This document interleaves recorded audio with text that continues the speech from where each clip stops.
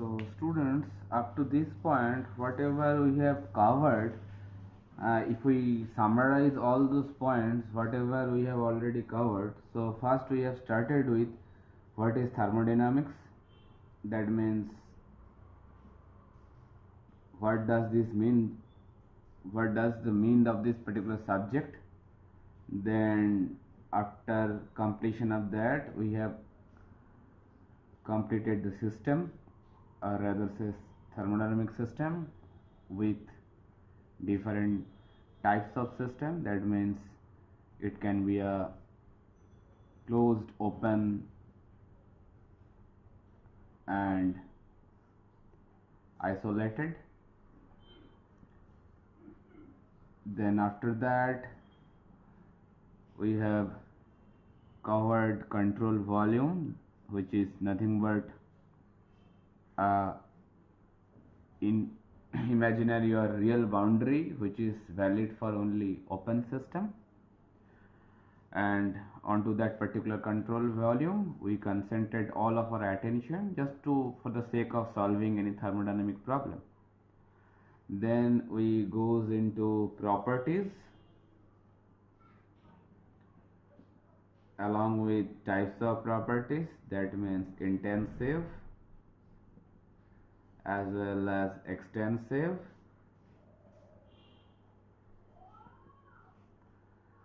Then state, and obviously all these properties helps us to define a state.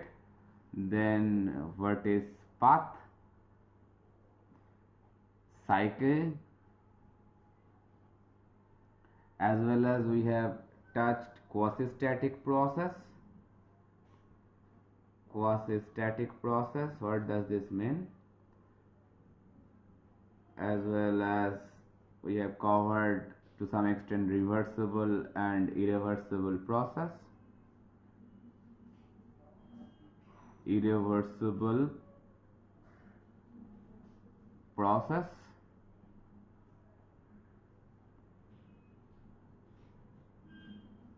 as also we have covered what is process, or rather say what is thermodynamic process. Thermodynamic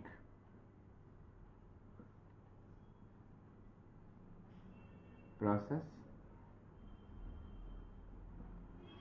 Then exact and inexact differential. Exact and inexact differential. And in this particular topic we have also cleared that exact differentials are basically the point functions, like those macroscopic properties, pressure, volume, temperature, density. Those are the basically exact differential parameters, because they are depending on the point values, not on the path. And inexact differentials are the path functions. As an example, we have seen that work done and heat both are expressed like an inexact differential because they are depending on the path. And also we have covered what is heat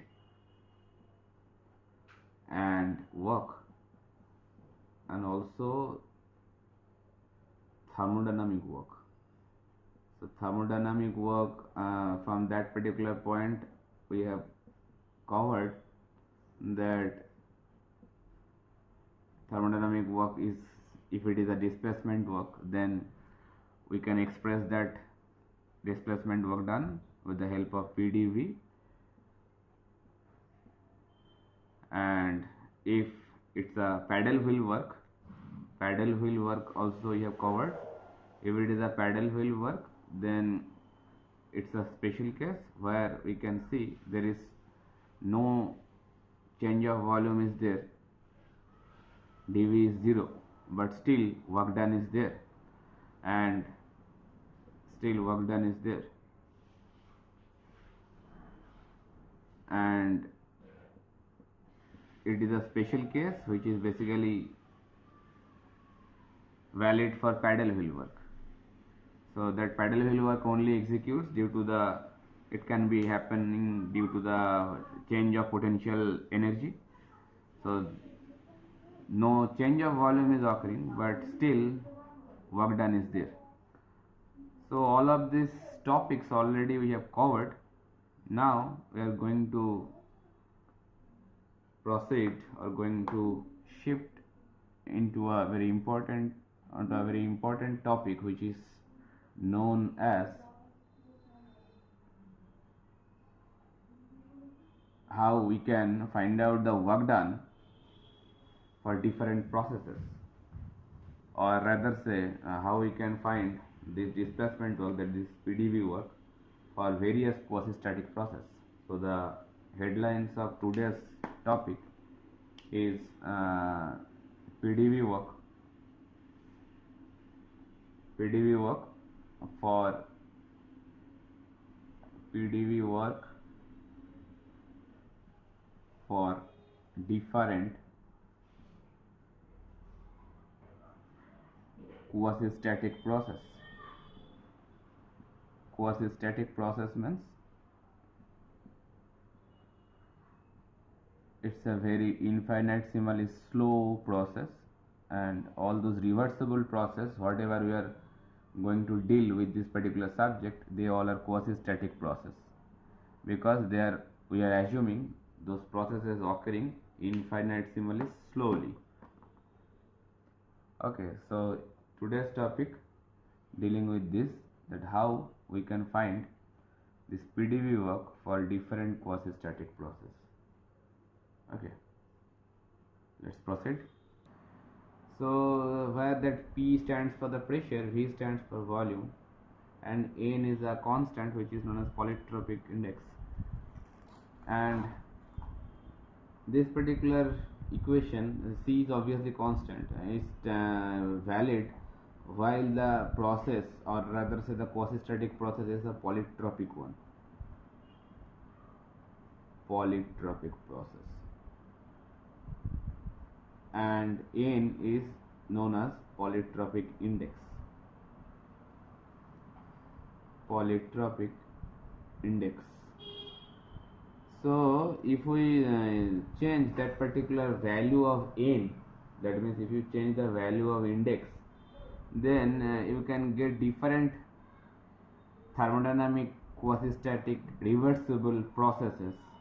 Like if we assuming or taking if N equals to 0, then according to that, if we put N equals to 0 on that particular equation, so obviously that V to the power 0 nothing but equals to 1.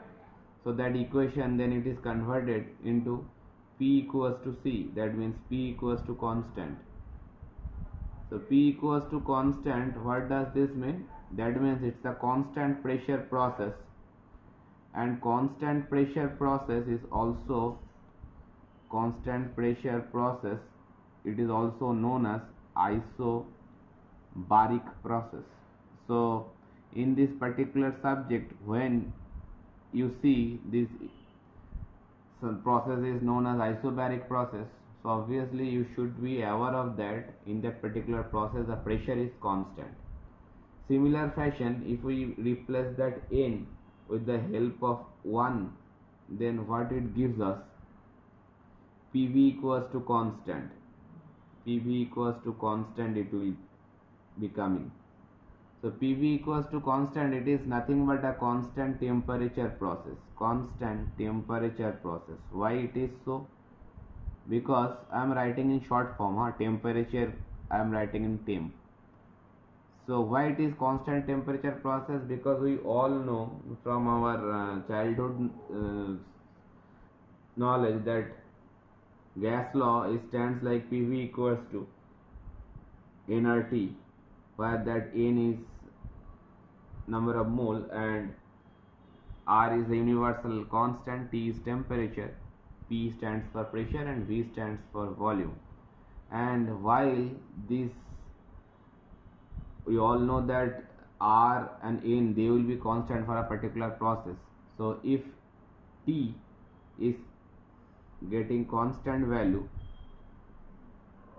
then that equation will be converted into PV equals to constant, isn't it?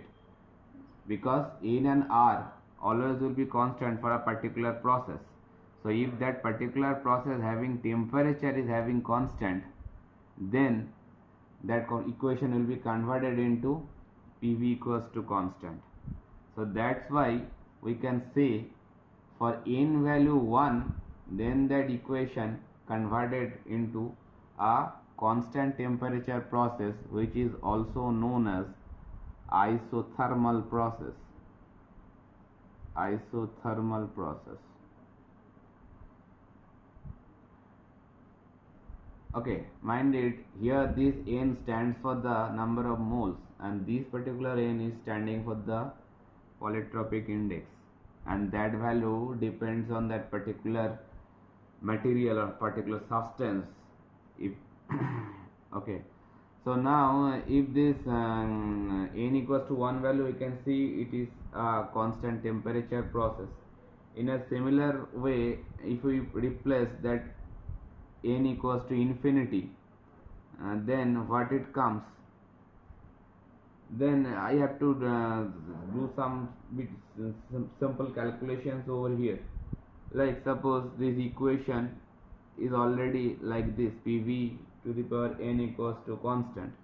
So for the sake of simplification, if we make both sides with the exponential of 1 by n, like why I am doing like this, for the simplification purpose I am doing this like this way. Both the side I am doing the same operation, that means making an exponential of 1 by n at both the sides. So it will be remain same if we do like this kind of operation in both the sides of a equation. Okay, so c to the power n, c to the power 1 by n, it is also remain to be a constant. So I can rename that particular thing by a new constant, which is k. I can easily do it because c to the power 1 by n, it is also a constant, so it can be replaced by a new constant. I am naming it by a alphabet of k. I think there is no problem. Okay, so if we now place this n equals to infinity condition onto this particular equation, so what does the what changes will occur, you can see. Okay, so n equals to infinity, that means 1 by infinity. Anything by infinity, that means that is equals to 0. Anything to the power infinity 1 by infinity, 1 by infinity, what does this mean? Anything by infinity, obviously it will be a 0. So that way sorry, so if I change that equation like this, p to the power 1 by n into v to the power n into 1 by n, so it will be v to the power 1 equals to k. Now using that n equals to infinity, not over here, I am replacing that value over here. So p to the power 1 by infinity, that means p to the power 0 into v equals to k. So what does this mean? P to the power 0 means what? So it becomes v equals to k, that means v equals to constant. So ultimately I am getting a relation which tells us that if we place or if we substitute n equals to infinity, then the thermodynamic process will be changed into a constant volume process, and which is known as also isochoric process. So if we replace that n equals to infinity, then it is a constant volume process,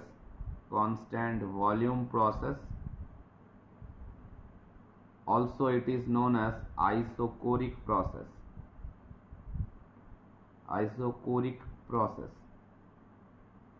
So that same procedure can be done in a different manner also.